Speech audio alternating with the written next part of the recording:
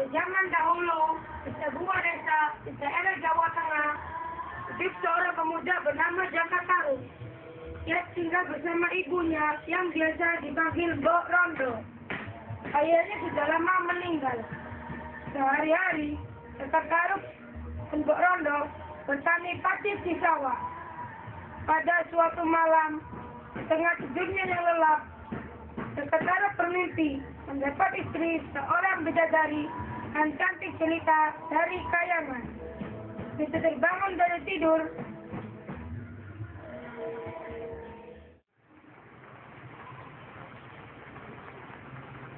ternyata aku cuma mimpi. Ibu tinggal sekali, terdapat jelas terbayang di ingatanku.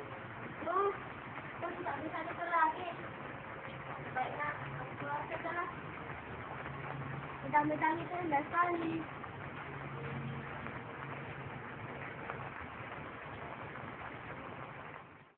sesaat Jaka Tarub sedang melamun, tiba-tiba terdengar ayam jantan berkokok,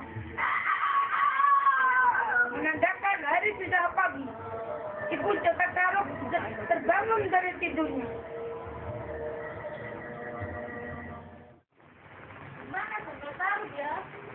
Kok sudah tidak ada di kamarnya? Oh, itu dia. Pagi-pagi sudah duduk lama di dekatnya. Apa yang sedang dia pikirkan ya? Apa dia memberikan ini setelah rumah tangga? Kasihan anakku. Aku harus membantu Jaka Tarub mencari istri yang baik untuknya.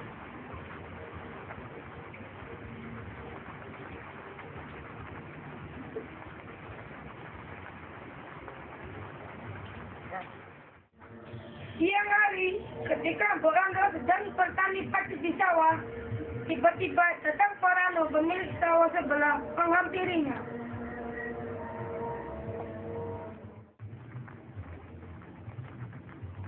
Mbok, kenapa anakku sampai saat ini belum juga? Entahlah, ada apa kau menandakan itu, Pak Rano? Tidak ada apa-apa. Saya cuma berniat untuk jodohkan anakku dengan anakku Larasati. Hah?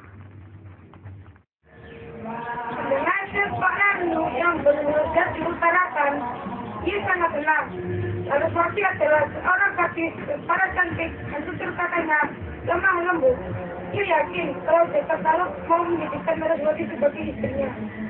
Walaupun demikian, Rondo tidak ingin mendahului anaknya untuk mengambil keputusan. Dan bagaimanapun, dia menyadari kalau Jaka Tarub sudah dewasa dan mempunyai keinginan sendiri. Aku setuju, Pak Rano. Tapi sebaiknya kita bertanya dulu pada anak kita masing-masing. Ya, baik. Sepertinya kata Mbak Rondo memang betul. Coba kita tanyakan kepada anak kita masing-masing.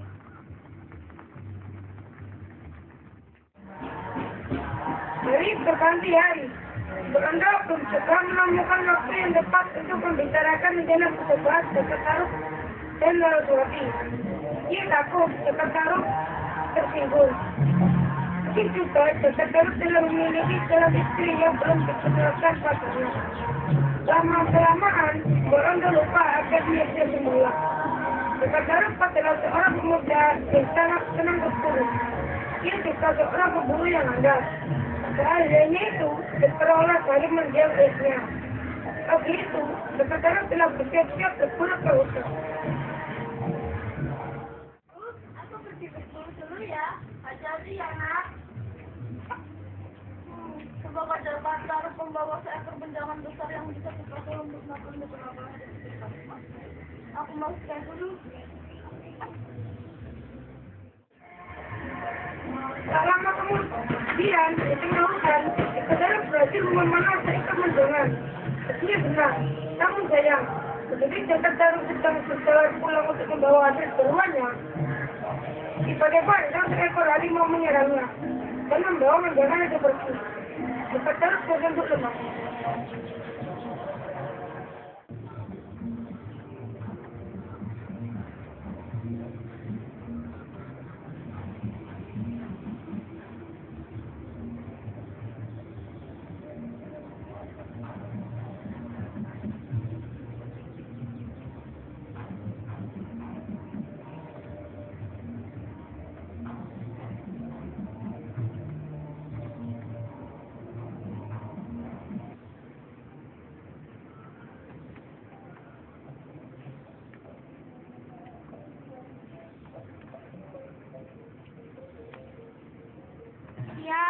sial.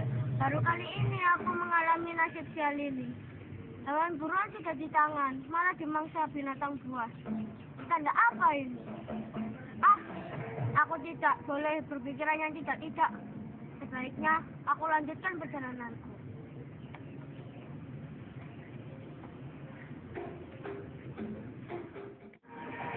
Tapi dia belum mau meninggalkan tempat baru. Setelah berjalan dan menunggu beberapa kali, aku capek sekali. Tak seekor hewan buruan pun yang melintas di depanku. Sedangkan matahari makin meninggi. Aku lapar sekali. Sebaiknya aku pulang saja. Biarlah meskipun aku tidak membawa hasil buruan. Semoga ibuku nanti bisa mengerti keadaanku.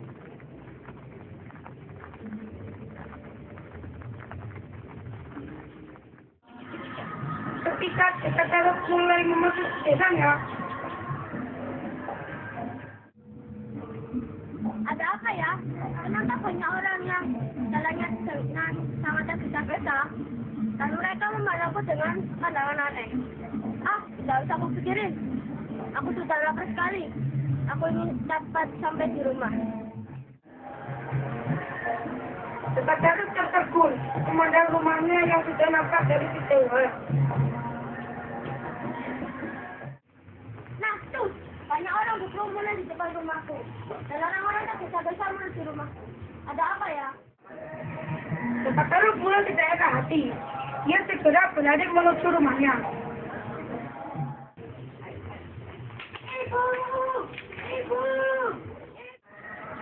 Orang-orang terkejut dan menoleh ke arahnya. Ibu! Ayo nak. Ibu! Sesaat kemudian,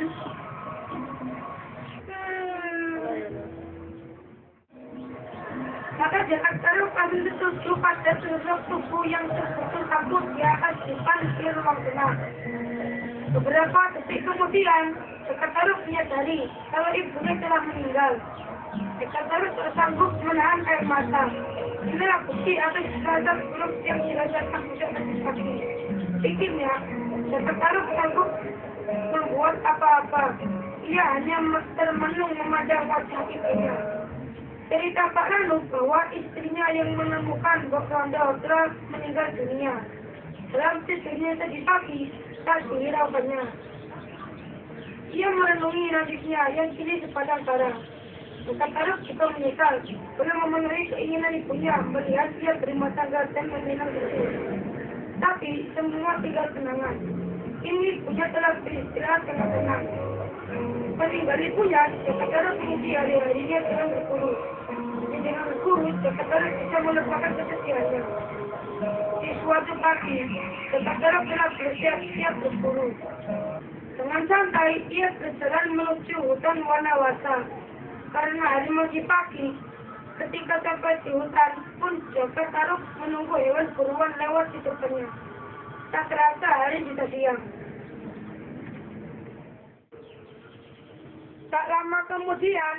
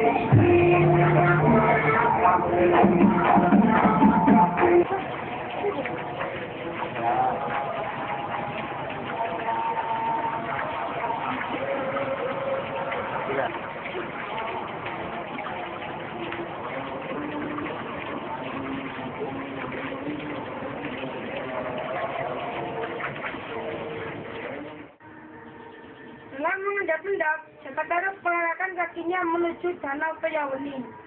Suara tawa gadis-gadis itu makin jelas terdengar. Sekretaris mengintip dari balik pohon besar ke arah danau. Ah, ada gadis cantik sedang mandi di danau Payawani. Keterbut gadis tersebut sangat cepat. Gadis itu semuanya berpakaian sangat cantik. Oh, ternyata bidadari yang turun dari kayangan.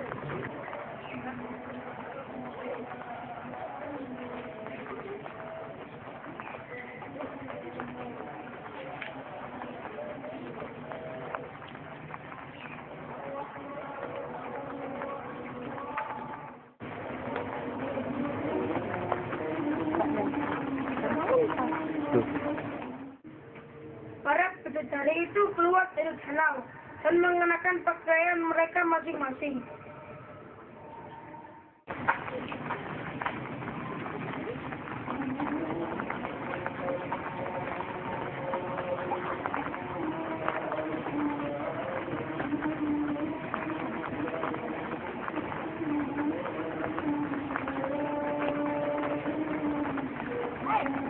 Mana bajuku? Tidak ada. Terus siapa yang mau ada bajuku?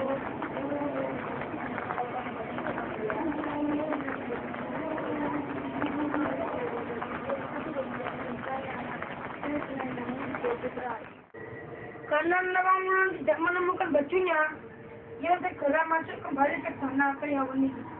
Teman-temannya yang lain membantu mencari baju Nawang Wulan. Usaha mereka sia-sia, karena baju Nawang Wulan sudah dibawa pulang Sekretaris ke rumahnya. Akhirnya seorang bidadari berkata, Di mana kau taruh baju Nawang Wulan? Di sini sama dengan kalian. Duh, siapa yang mengambil bajuku? Kalau bajuku tidak ada, aku tidak bisa beri kayangan dan selendangnya bisa raya. Bukan kami Nawang Wulan, kami harus pulang kayangan dan dalam kami di sini. Harus menjelang sore. Iya. Nawang Wulan tidak dapat berbuat apa-apa. Ia hanya bisa mengangguk dan melambaikan tangan kepada keenam temannya yang terbang perlahan meninggalkan danau Payawani.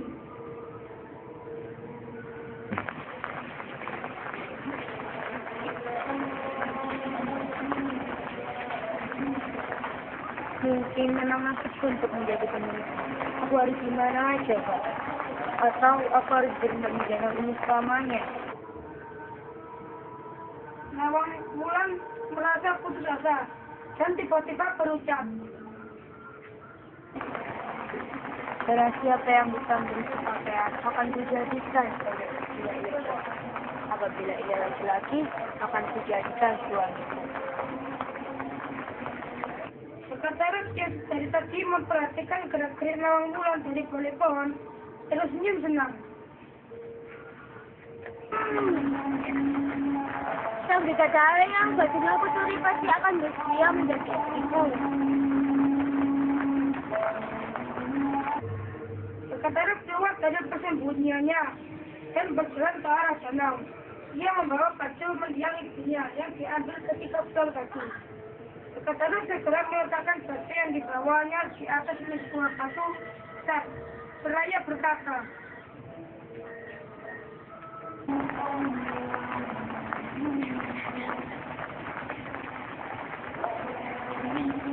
Bidadari, aku jaga taruh.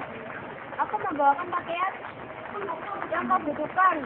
Ambillah dan pakailah segera. Dari sudah malam.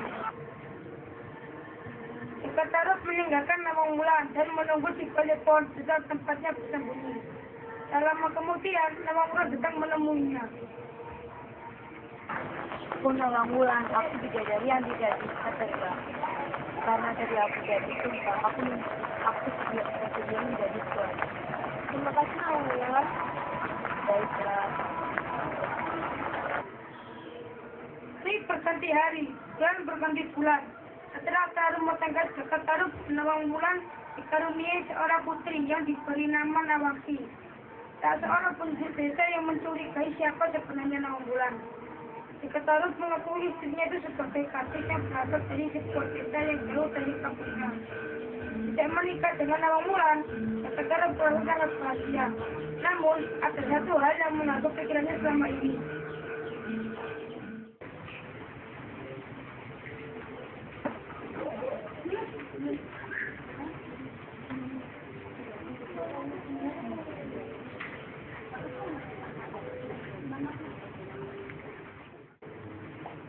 Pada suatu pagi, Nawang Wulan hendak mencuci ke sungai. Kang Mas, jangan nasi dulu ya, aku mau mencuci dulu. Dan tutup seputar nasi, jangan dibuka ya. Ya.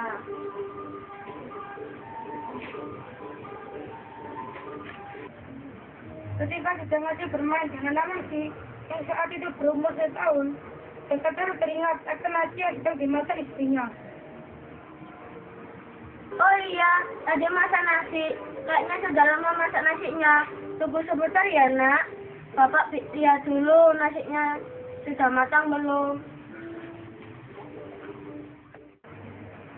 Dan pada saat Jakarta membuka kukusan nasi itu, dia lupa akan pesan Nawang Wulan. Wah!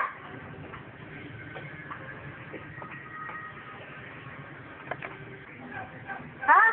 Di dalam kukusan ini hanya sesangkai padi. Nawang Wulan hanya memasak sangkai padi. Apa maksudnya ya? Aku tidak mengerti. Di saat Jakarta masih dalam kebingungan, tiba-tiba Nawang Wulan telah sampai di rumah. Natap marah kepada suaminya di pintu dapur. Kang Mas, kenapa kau melanggar pesanku? Hilanglah sudah kesaktianku untuk merubah setangkai padi menjadi sebakul nasi. Duh, mulai sekarang aku harus menumbuk padi untuk dimasak. Karena itu, kau harus menyesali perbuatanmu. Apa mau dikata, semua sudah terlambat. Mulai hari ini, aku harus menumbuk padi. Harus menumbuk padi selalu. Maafkan aku. Aku menyesali tidak menghiraukan perkataanmu. Sejak kejadian itu, mulailah terlihat kesedihan padi mereka semakin lama semakin menipis. Bahkan sekarang padi itu sudah tinggal bisa tidak lumbung. Seperti biasa, pagi itu Nawang Wulan ke lumbung yang terletak di halaman belakang rumah untuk mengambil padi. Ketika sedang menarik batang padi yang tersisa sedikit itu, Nawang Wulan merasa tangannya memacu sesuatu yang lembut. Karena penasaran, Nawang Wulan terus menarik benda itu. Oh, ini kan baju dan selendangku yang warna merah. Kenapa tidak ada di sini? Wah, ini pasti berbuatan Jakarta Rup. Jakarta Rup telah menipuku. Sama sekali aku tidak menyangka ternyata yang tega mencuri bajuku adalah Jakarta Rup. Ah, aku ingin segera pulang kayangan. Aku rindu dengan saudara-saudaraku di kayangan. Aku ingin kembali ke sana. Sore hari ketika Jakarta Rup kembali ke rumahnya, dia tidak mendapati Nawang Wulan dan anaknya Nawangsi. Hah? Wulan! Wulan! Wulan! Aku mencari-carimu kemana-mana.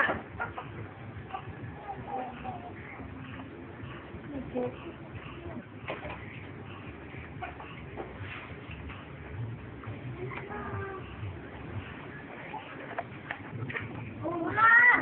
Wulan! Di mana kau? Hari sudah menjelang malam, tapi tak kutemukan Nawang Wulan dan Nawangsi. Di mana mereka ya? Tiba-tiba Jakarta Rup yang sedang berdiri di halaman itu melihat sesuatu melayang menuju ke arahnya. Dia mengamatinya sesaat.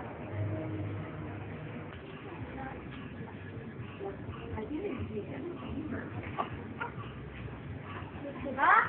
Wulan? Aku mencari-carimu kemana-mana. Dari mana kau, Wulan? Kenapa kau tidak melakukan ini pada aku, Jakarta Rup?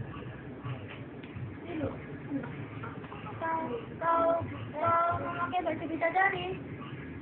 Wulan, kau cantik sekali memakai baju bidadari dan selendang itu. Aku sama sekali tidak menyangka kalau Nawang Wulan berhasil menemukan kembali baju bidadarinya. Berarti rahasia yang tersimpan selama ini telah terbongkar.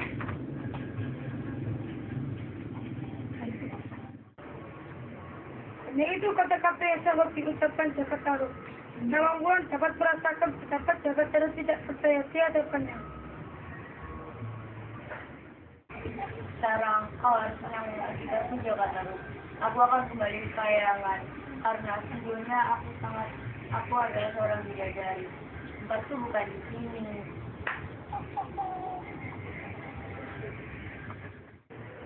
Jaka Tarub tidak menjawab. Ia pasrah akan keputusan Nawang Wulan. Katakan salam padaku Jaka Tarub. Nah, tetaplah anak. Jika ia ingin bertemu dengan kita di saat nanti, bakarlah batang padi, maka aku akan turun menemuinya. Hanya ada satu syarat. Kau tidak boleh ikut menemuinya ketika aku menemuinya. Biarkan dia seorang diri di batang padi terbakar. Silakan kepada Itu masih terlelap. Dia tidak sadar bahwa sebentar lagi ibunya akan meninggalkan dirinya.